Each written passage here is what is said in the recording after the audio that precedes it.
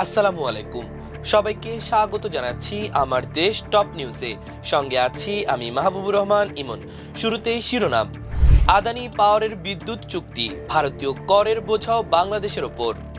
অবাধ সুষ্ঠু নির্বাচন নিশ্চিতে সশস্ত্র বাহিনীকে সর্বোচ্চ সতর্কতার নির্দেশ। পাকিস্তান বিশ্বকাপ খেলবে কিনা সিদ্ধান্ত আগামী সপ্তাহে। নির্বাচনের নজরদারিতে থাকবে মোবাইল ব্যাংকিং। শেখ হাসিনা দেশে থাকলে একটি গণতান্ত্রিক অবস্থা চলত, বললেন মির্জা ফখরুল। ভোটে নজর রাখবেন দেশি বিদেশি ৫৬,০০০ পর্যবেক্ষক। শুনছিলেন সংবাদ শিরোনাম, এবার বিস্তারিত। আদানি পাওয়ারের কয়লা ভিত্তিক বিদ্যুৎ কেন্দ্র থেকে আমদানি করা বিদ্যুতের জন্য বাজার মূল্যের তুলনায় বেশি দাম দিতে হচ্ছে বাংলাদেশকে।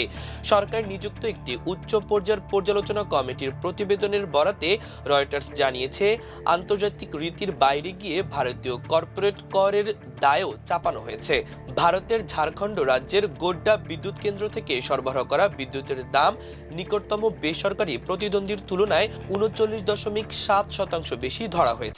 এছাড়া ভারত থেকে বিদ্যুৎ আমদানির বিভিন্ন চুক্তির মধ্যে এই প্রকল্পই ব্যয় বৃদ্ধির হার সবচেয়ে বেশি বলে জানিয়েছে ন্যাশনাল রিভিউ কমিটি এনআরসি জানিয়েছে, এ মূল্য বৈষম্য চুক্তির নির্দিষ্ট কিছু শর্তের ফল এবং চুক্তি প্রদানের প্রক্রিয়ার গুরুতর অনিয়মের প্রমাণ পাওয়া গেছে। রয়টার্স জানিয়েছে, বাংলাদেশ যে মূল্য দিচ্ছে তা বাস্তবসম্মত মূল্যের তুলনায় প্রায় ৫০% বেশি।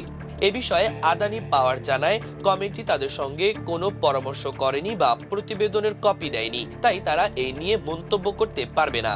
এদিকে গত মঙ্গলবার ২০ জানুয়ারি প্রস্তুত করা এনআরসির এ প্রতিবেদন এখনও আনুষ্ঠানিকভাবে প্রকাশ করা হয়নি। আদানি পাওয়ার জানিয়েছে, বড় অঙ্কের বকেয়া থাকা সত্ত্বেও তারা বাংলাদেশে বিদ্যুৎ সরবরাহ অব্যাহত রেখেছে, যেখানে অন্যান্য উৎপাদকরা সরবরাহ কমিয়েছে বা বন্ধ করে দিয়েছে। কোম্পানিটি বলছে, আমাদের কার্যক্রমে প্রভাব পড়ছে, তাই আমরা বাংলাদেশ সরকারকে দ্রুত আমাদের বকেয়া পরিশোধের আহ্বান জানাচ্ছি। প্রতিবেদনে বিদ্যুৎ আমদানির চুক্তিগুলো পুনর্বিবেচনার আহ্বান জানিয়ে বলা হয়েছে, যাতে সবচেয়ে আর্থিকভাবে ক্ষতিকর শর্তগুলো পুনরায় আলোচনার সুযোগ খুঁজে বের করা যায়। প্রধান উপদেষ্টা ডক্টর মোহাম্মদ ইউনূস বলেছেন, আগামী ১২ ফেব্রুয়ারি অনুষ্ঠেয় গণভোট ও ত্রয়োদশ জাতীয় সংসদ নির্বাচন বাংলাদেশের গণতান্ত্রিক ভবিষ্যতের জন্য একটি অত্যন্ত গুরুত্বপূর্ণ সন্ধিক্ষণ। এই সংবেদনশীল সময়ে একটি অবাধ, সুষ্ঠু, নিরপেক্ষ ও উৎসবমুখর নির্বাচনী পরিবেশ নিশ্চিত করতে বাংলাদেশ সশস্ত্র বাহিনীর ভূমিকা অত্যন্ত গুরুত্বপূর্ণ। সোমবার সেনা সদরে সশস্ত্র বাহিনীর জ্যেষ্ঠ কর্মকর্তাদের সঙ্গে মতবিনিময় সভায় দেওয়া ভাষণে তিনি বলেন, জনগণের আস্থার প্রতীক হিসেবে সশস্ত্র বাহিনী অতীতের মতো এবারও পেশাদারিত্ব, নিরপেক্ষতা ও দায়িত্বশীলতার সঙ্গে তাদের ওপর অর্পিত দায়িত্ব পালন করবে, এ বিষয়ে সরকার আশাবাদী। প্রধান উপদেষ্টা মহান মুক্তিযুদ্ধ ও জুলাই আগস্টের ছাত্র জনতার অভ্যুত্থানে শহীদদের প্রতি গভীর শ্রদ্ধা জানান এবং দেশের শান্তি ও স্থিতিশীলতা রক্ষায় সশস্ত্র বাহিনীর অবদান কৃতজ্ঞতার সঙ্গে স্মরণ করেন। ডক্টর ইউনূস বলেন, ফ্যাসিবাদ পরবর্তী সময়ে আইন শৃঙ্খলা পরিস্থিতি নিয়ন্ত্রণে সশস্ত্র বাহিনীর ভূমিকা জাতির ইতিহাসে স্মরণীয় হয়ে থাকবে। মতবিনিময় সভায় সেনা, নৌ ও বিমান বাহিনীর ঊর্ধ্বতন সামরিক কর্মকর্তারা এবং সংশ্লিষ্ট আমন্ত্রিত অতিথিরা উপস্থিত ছিলেন।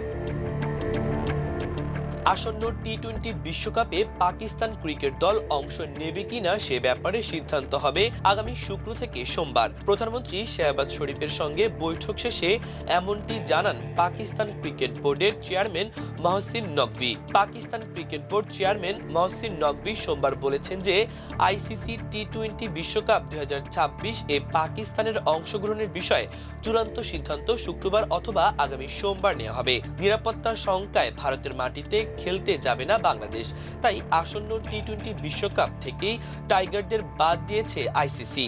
অন্য বোর্ডগুলো ভারতের ভয়ে কথা না বললেও পাকিস্তান শুরু থেকেই বাংলাদেশের পাশে দাঁড়িয়েছে। এমনকি আইসিসির ভোটাভুটিতে একমাত্র পাকিস্তানি বাংলাদেশের পক্ষে ভোট দিয়েছে।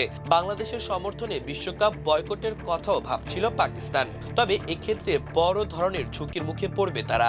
আইসিসির নানান ধরনের শাস্তির কবলে পড়তে হবে।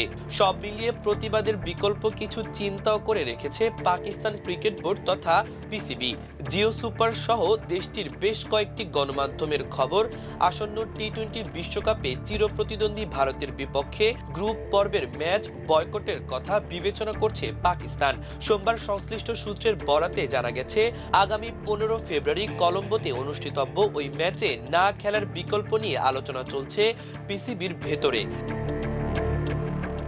ত্রয়োদশ জাতীয় সংসদ নির্বাচনে ভোট কেনা বেচা ঠেকাতে মোবাইল ব্যাংকিং নজরদারিতে থাকবে বলে জানিয়েছে নির্বাচন commission EC. Brigadier general Abul Fazal Mohammad Sanaullah সোমবার দুপুরে চাঁদপুর জেলা প্রশাসকের সম্মেলন কক্ষে আইন শৃঙ্খলা রক্ষাকারী সেল এবং ভিজিলেন্স ও অবজারভেশন টিমের সাথে মতবিনিময় সভায় এসব কথা বলেন তিনি।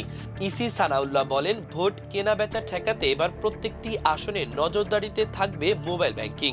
8 ফেব্রুয়ারি থেকে মোবাইল এজেন্টগুলোতে নির্দিষ্ট সময়ের অস্বাভাবিক লেনদেন করলে দ্রুত ব্যবস্থা নিতে সহকারী রিটার্নিং কর্মকর্তাদের নির্দেশ দেওয়া হয়েছে। তিনি বলেন, নির্বাচনের সরকারের পক্ষ থেকে কোনো চাপ থাকবে না।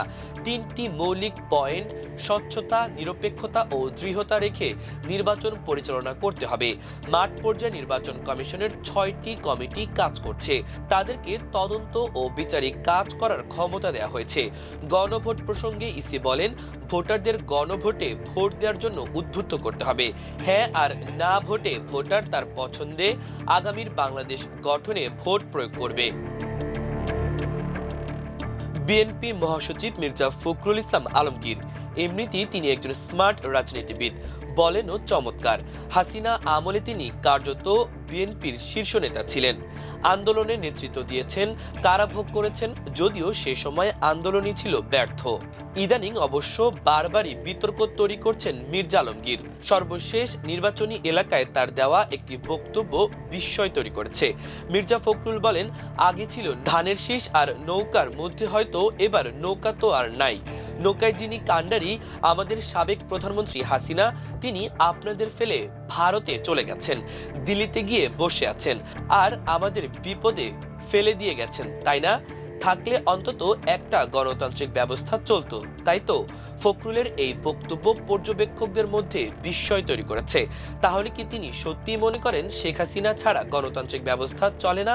পতিত স্বৈরাচারের জন্য তার এত আবেগ, নাকি এসব আওয়ামী লীগের ভোট টানার কৌশল? জামায়াতের প্রার্থী দেলোয়ার হোসেনের অবশ্য প্রশংসা করেন মির্জা ফখরুল ইসলাম আলমগীর। বলেন, ও ভালো ছেলে, আমরা এমপি ছিলাম, মন্ত্রী ছিলাম, সরকার চালানোর অভিজ্ঞতা আমাদের রয়েছে, ওর বয়স কম, সামনের দিকে ইনশাল্লাহ ভালো করতে পারবে। এর আগে আওয়ামী লীগ নেতাদের মামলা প্রত্যাহার নিয়ে বক্তব্য দিয়েও মির্জা ফখরুল ইসলাম আলমগীর বিতর্ক তৈরি করেছিলেন, যদিও পরে তিনি এর ব্যাখ্যা দেন। ভিডিও অবশ্য তার ব্যাখ্যার সমর্থন করে না। ভারতের এই সময় পত্রিকাও মির্জা আলমগীরের একটি বিস্ময়কর সাক্ষাৎকার প্রকাশ করে, তবে বিএনপি মহাসচিব দাবি করেন তিনি কোনো সাক্ষাৎকার দেননি।